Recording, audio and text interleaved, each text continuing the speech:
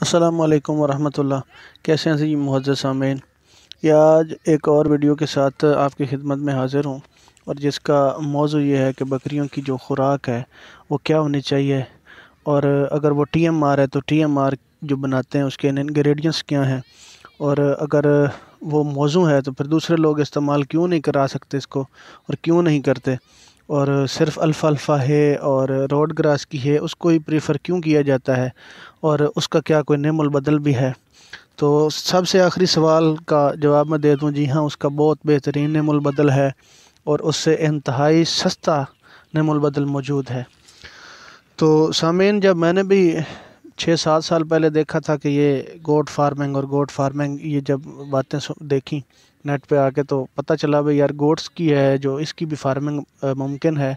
और फार्मिंग का जब सवाल जहन में आया तो उसका तो मतलब ये था कि यार ये जानवर तो फिर फीड स्टॉल पे होंगे, इनको खड़ा करके खिलाना पड़ेगा, और ये किस तरह मुमकिन है कि गोट्स के तो रेवड़ हुआ करते हैं, तो हम इनको कैसे जनाब स्टॉल फीडिंग पे ला सकते हैं। तो फिर 5 6 7 8 10 चीज़ें बताई जाती थी कि जनाब आप मूंगी का भूसा ले लो, आप चने का भूसा ले लो, आप गंदम का भूसा ले लो, उसके साथ चोकर और खलें शलें इस्तेमाल करवा के तो आप पूरा साल जानवर जो है ना फीड स्टॉल पे पाल सकते हैं। फिर इसका एक नेमुल बदल उन्होंने मुतारफ़ करवाया जनाब साइलेज की शक्ल में, कि साइलेज के साथ मुख्तलिफ़ चीज़ें इस्तेमाल करवा के आप जो हैं इसको फीड स्टॉल पे गोट्स को भी पाल सकते हैं। ये सारे तरीके आते रहे, फिर इन पे साइंटिफिक रिसर्च भी होती रही, तो बहुत सारे जो हैं वो नाकाम हो गए कि यार साइलेज जो होता है उसमें तो सिरे से एक तो प्रोटीन का उसका लेवल अप नहीं होता, और जो दूसरे भूसे हैं गंदम का ये उसकी तो प्रोटीन ही नहीं है, और जो दूसरा है चने का और जो मूंगी का है उसका भी यही मसला है कि उसकी तो प्रोटीन ही 6 7 8 आ रही है, तो गोट्स तो सर्वाइव ही नहीं कर सकती। तो ये मसले भी बनते रहे, तो फिर लोगों ने मुख्तलिफ मतलब रिसर्च भी इस पे की, तो सॉरी, लेकिन वो बात जो है नहीं बन सकी। तो हर बंदे ने कोशिश की, मैंने भी कोशिश की कि किस तरह इसका एक नेमुल बदल तलाश किया जाए। तो पहले तो मैं अल्फ़ाल्फ़ा है इस्तेमाल करवा रहा था, लेकिन आप सब लोग जानते हैं कि अल्फ़ाल्फ़ा है जो है वो इस वक्त उसका रेट 40 रुपये किलो, 50 रुपये किलो, और इसका यही मतलब है कि 40 रुपये पे 40,000 पे टन, 50,000 पे टन, और एक बकरी ने खा जानी है एक साल में 15-16 मन। 15-16 मन एक साल में एक बकरी ने खा जानी है, तो बाकी उसने जो ज़ाया करना है, तो एक टन पे तो एक बकरी चली जाएगी 40-50 हज़ार। अगर एक बकरी एक साल का इस तरह खा रही है, उसका पीना है, उसकी मेडिसन हैं, तो वो 60-70 हज़ार की तो एक बकरी हमें खड़ी करके पालनी पड़ेगी। तो इतनी तो उसकी आउटपुट ही नहीं है, इतनी तो उसकी इनकम नहीं है, तो लिहाजा इसका कोई नेमुल बदल तलाश किया जाए। इस वजह से ही मैं इसके नेमुल बदल की तरफ गया। तो मैंने जो बनाया मैं आपको बताता चलूँ।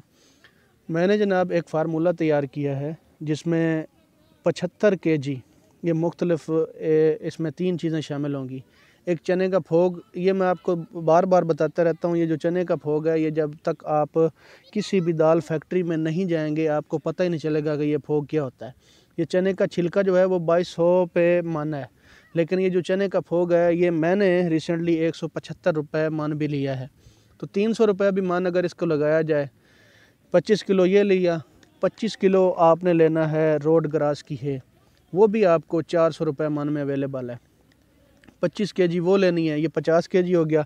इन दोनों की जो प्रोटीन वैल्यू है ना जी, वो आप देखेंगे रोड ग्रास की 13 से 14 है, और जो चने का फोग है उसकी 10 से 11 है, तो दोनों की हो गई 25। ये 25-25 केजी जब आपने लेने हैं तो इनकी मज़ीद कम हो जाएगी। तो पहले आप फार्मूला सुन लें, फिर उसके बाद प्रोटीन काउंट कर लेंगे। ये लेनी है, उसके बाद आपने लेना है जनाब 25 केजी साइलेज ले लेना, ये 75 केजी हो गया, और इसमें से किसी भी चीज़ की जो प्रोटीन है वो 10 से कम नहीं है। बाकी मज़ीद जो 25 केजी है वो आपने सरसों की खल ले लेनी है, जो कड़वी खल जिसको बोलते हैं। ये पूरा 100 किलो का एक टीएमआर आपका तैयार हो जाएगा। इसकी प्रोटीन लेवल जब आप काउंट करेंगे, 25 केजी जो खल है सिर्फ उसकी 8 आ जाएगी, क्योंकि उसकी 100 उसकी परसेंटेज जो है ना वो 40%, 35 से 40% जो है ना वो होती है 100 केजी में। 35 से 40% उसमें प्रोटीन होती है। साइलेज में 8 से 9 होती है, रोड ग्रास में 13 से 14 होती है, और जो दूसरी जो आखिरी आइटम है चने का फोग उसमें भी 10 होती है।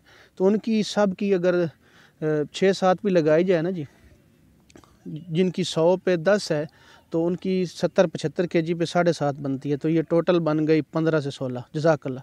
अच्छा, तो इनमें से जितनी भी ये तीनों आइटम्स आपको बता रहा हूँ ना, चने का भोग, साइलेज और ये दूसरा रोड ग्रास, ये तीनों की तीनों जो है ना, इनकी 10 से ज़्यादा है। साइलेज की 8-9 होती है, चने की भी 10-11 होती है, चने के भोग की, और इसकी रोड ग्रास की भी ज़्यादा होती है। अभी 3 आइटम्स आपने साइलेज को कम क्यों रखना है? आपने 100 में एक आइटम ऐसी डाली है जिसका मॉइस्चर लेवल 60 है, मतलब साइलेज। अभी मॉइस्चर लेवल बाकी जो 3 चीज़ें हैं उनका 5 से 7 है, 5 भी नहीं बनता है। खल बनोला का भी, खल बनोला का प्रोटीन 35 से 40 है, आपने 25 केजी डाल दी।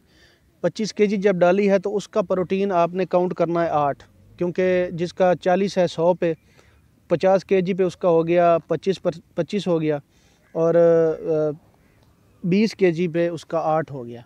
तो आपने 20 केजी भी नहीं, आपने 25 केजी डालनी है, तो वो 9 से 10 बन रहा है। 10% उससे प्रोटीन आपको मिल गई। और जो है रोड ग्रास की, उससे आपको अगर 100 केजी पे उसकी है 14 से 15%, तो 25 पे आप काउंट कर लेंगे, 2-3 उसकी बन जाएगी, और 2-3 ही उसकी चने के भोग की बन जाएगी, और 2 ही उसकी बन जाएगी दूसरे साइलेज की। तो 10 इनकी बन जाएगी, और 10 आप वहाँ से ले रहे हैं। इनकी अगर 8-9 भी बन जाए तो 16-17% इसकी बन जाएगी। ये चारों चीज़ों का जो खमेज़ होगा, ये चारों चीज़ों को जब मिक्सचर होगा, इसको TMR आप बोलेंगे, और इसका जो जितना भी आप प्रोटीन लेवल जो आपको रिक्वायर्ड है वो ज़्यादा होता जाएगा। मतलब साइलेज जो है उसका मॉइस्चर लेवल कम होता जाएगा। 60% अगर है एक आइटम का, और बाकी जो 3 आइटम है उनका तो है 3-3, 4-4, 5-5%। 5% भी अगर काउंट करें, 15 उनका हो गया और 60 इसका हो गया, तो ये 75 टोटल बन रहा है। और 75 डिवाइडेड बाई 4, ये जब आप करेंगे तो आपके सामने होगा रिज़ल्ट। 20 भी नहीं बनेगा, 15-16% बनेगा।